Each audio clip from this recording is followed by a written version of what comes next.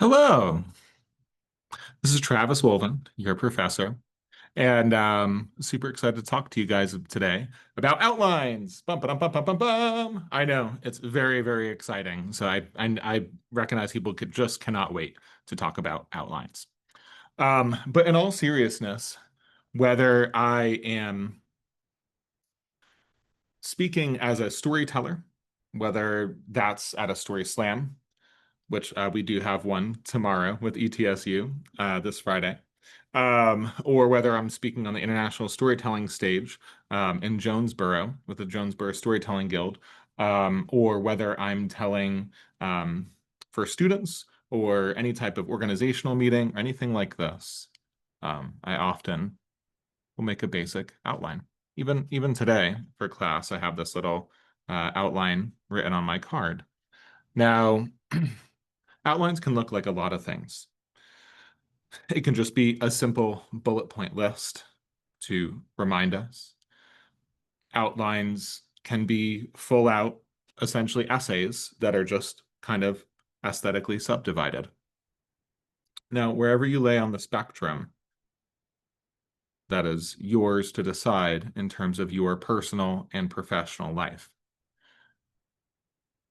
For this semester, I do think that we are going to be using more of a, let's just say, formal outline method, the full sentence outline method. Now, for my grading purposes and my observational purposes, your full sentence outline doesn't necessarily need to be as full as the one that we're going to look at. However, it is something to strongly consider. And why is that? Why is it something to strongly consider? Well, that's because when we write things out, there is plenty of research to suggest that when you write things out, less so when you type things out, but even so with that, it helps us kind of internalize the information. So then that when we're speaking, we have processed it in multiple modes, and then it's easier to talk about it, right? Even making this little outline today has actually helped kind of strengthen my thoughts and resolve for what I'm going to be talking about in the specific order. So that's kind of my little spiel on outlines as a subject, as normal usage in the professional life. Another way to look at it is just your plan. What's your plan? So sorry about that with the phone. But that's a big way to look at it. So you can look at it like your order of operations. You can look at it like your plan or layouts. You can look at it like a list. Whatever the case might be, very helpful tool. So I'm going to go ahead and share screen. Instead of doing a PowerPoint this time, I thought I would just kind of go directly to our textbook because I just want to talk about the one example. I think it's a pretty good example. And I think that it actually fits our purposes, and we don't need to necessarily dwell on it for quite so long. Okay, so here in your textbook, yay, on page 329 in chapter 12, we have this example of a full sentence outline. And again, what is a full sentence outline? Well, judging from its title, you're going to be using full sentences to kind of flesh out or showcase what you're talking about, right? This one almost more looks like I said, almost like an aesthetically separated or subdivided essay. Now let's get into it. Now this one they do have they do have a pretty silly name. The name of the speaker, Anomaly May McGillicuddy. Okay, so super silly.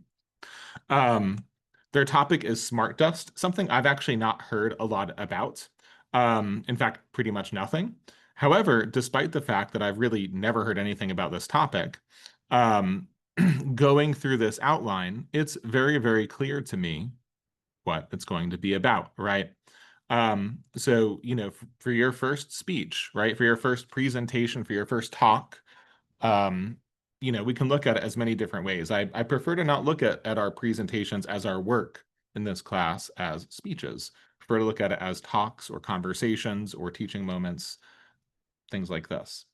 So our general purpose, you would put down to inform, right? Of course, the topic, this person chose smart dust. Maybe your topic might be, uh, you know, smartphone batteries. It might be Pokemon. It might be a certain historical figure, right? Or a pop culture figure, Sabrina Carpenter, whatever it might be. Um, right? There's your topic. Um, and the thing is again, we want a specific purpose. So what are we specifically talking about with smart dust or Sabrina Carpenter or cell phone batteries, right? And so, so this one, the specific purpose of information is the potential of the smart dust, right? And again, I'm not going to get into the nuts and bolts of what they're saying because we're all adults. We can read this, right? But the one thing I do like is that it does very quickly cover the three main ideas, right? And again, if nobody's heard the sandwich or the hamburger method for writing, I want you to think of your talks, your work, your quote unquote speeches, almost in many ways as verbal essays. So if you've heard of the 5 paragraph essay, right, you have introduction, conclusion, and you have your 3 body paragraphs, right? I want you to think about it like that. And then your main ideas are going to be your body. Your introduction introduces the body, right? And then your conclusion is wrapping it all up and saying, hey, we talked about A, B, and C today, right? So, um, with that being said, I think that it's just really important to think about what are the main few things that you want to talk about with your topic. Now, for this example, they have 3 main ideas. I could support and advocate for people to do as little as 2 and as much as 4, but given your time frame, you want somewhere between 2 and 4. So most people land on 3. 3 things to say about a particular topic, right?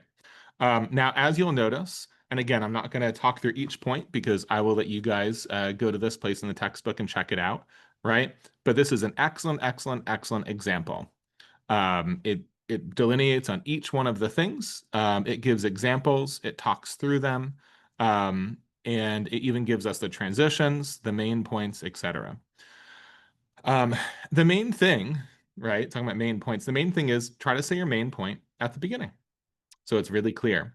And then as well, guide us into an example and then talk about that example, right? And then your slides or whatever type of presentation method you're using should try to support whatever it is you're talking about, right? But anyways, in terms of the outline, it's essentially like a deconstructed or kind of aesthetically separated out essay. Now, that brings me to my last topic. Okay. Oh, and here, before I get to the last topic, here's our references page. Right. Again, we can call it references, works cited, what have you. And this is a pretty well done references page. The formatting is not how we would want it for our course. They don't have the hanging indents, and I'm not quite certain if this is exactly the style of APA that we would be using. I think this is also slightly different. So at any rate, though, there you go. So, and you'd want to have your references as part of your outline. Now I'm going to go ahead and turn off share screen. And I'm going to kind of start to wrap up and close us out. Okay. So again, take a look at that full sentence outline. It's self-explanatory. You walk through it. Chapter 12 is a super breeze to read. It really shouldn't take you more than 30 to 45 minutes to read through the whole thing maximum. And then again, the main meat of it, the most important thing about it is just understanding those examples of outlines. And then again, for our class, we are going to be attempting to use full sentence outlines. Now, my last 2 things to say is that 1, I don't want people reading off of their outlines. I say that in a supportive and caring way, but also use that outline to guide your thoughts and ideas. If what you say has a lot of overlap, great. But I don't want people literally looking at their outline and then reading over it, right? Um, Turn that in so we can have a sense of what your ideas are, right? But speak from what you know. That brings me to my second part. You might be thinking, well, Professor Wolven, there is so much stuff for me to talk about. There's specific quotes and examples and analyses, da da da da da da da da. Well, that's why we have our note cards, right? So I'm more than happy for you guys to make some notes, right? And then in the middle of your presentation, take a look at them if you need them, right? Oftentimes what I found is by having the note cards, 9 times out of 10, I end up already having it memorized, right? but there's nothing wrong with looking down at some well-made notes. So yeah, for our future, make sure that for this semester, we are working on those more developed and detailed out outlines. Although for your personal life, I promote many different outline methods. Second, note cards, really, really helpful. I use them quite often. I may not use them for storytelling. I will internalize the story for that. But if I am teaching or speaking in a more informative manner, I might have them. And there's nothing wrong, no crime with looking down for a moment and looking back up. So it can look prepared and it'll help stabilize you with all the information that you need. So there we go. That is my talk about outlines. I believe in all of y'all. I am so, so, so looking forward to all of the work you're going to be doing this semester, and your presentations, your talks, your speeches, etc. Thank you so much for listening. And that is my talk about outlines in chapter 12. Y'all take care and talk soon. Bye.